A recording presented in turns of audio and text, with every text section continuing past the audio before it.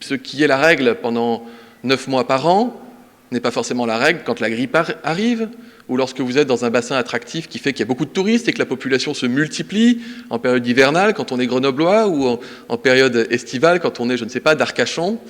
Il faut être capable de tenir compte de cette saisonnalité, de cette variabilité. C'est pourquoi nous allons engager chaque année des moyens financiers importants de manière à assurer l'ouverture ou la réouverture de 4000 lits hospitaliers que j'appelle des lits à la demande et que les établissements de santé seront à même d'ouvrir en fonction des besoins. L'intérim médical a donné lieu à trop d'abus depuis trop longtemps. Et nous savons que ces abus minent les équipes. Dorénavant, nous devons nous fixer un repère qui est tout trouvé et qui s'appelle le plafond réglementaire.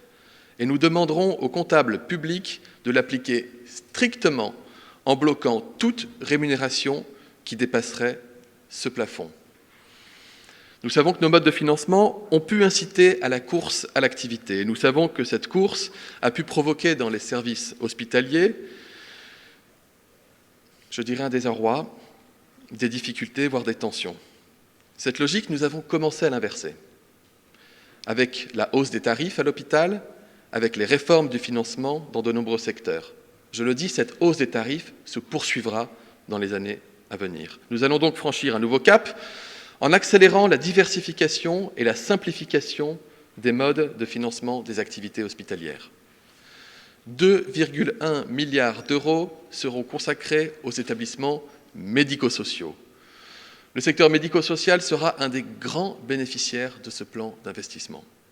Les établissements qui accueillent des personnes âgées dépendantes doivent bénéficier de ces investissements pour se moderniser, se rénover, accueillir les résidents dans les meilleures conditions. C'est au moins un quart des places en EHPAD qui pourront ainsi être rénovées, rendues plus confortables, plus accessibles et conformes à la réglementation énergétique.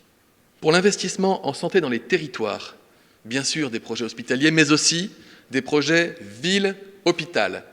Je souhaite que nous consacrions 2,5 milliards d'euros de financement sur les 6 à des projets structurants pour l'hôpital et les relations ville-hôpital pour casser ces silos et permettre aux acteurs de travailler davantage ensemble. Enfin, nous investirons massivement dans le numérique, 1,4 milliard d'euros sur 3 ans, en particulier pour que l'espace numérique de santé soit une réalité concrète pour les Français dès début 2022.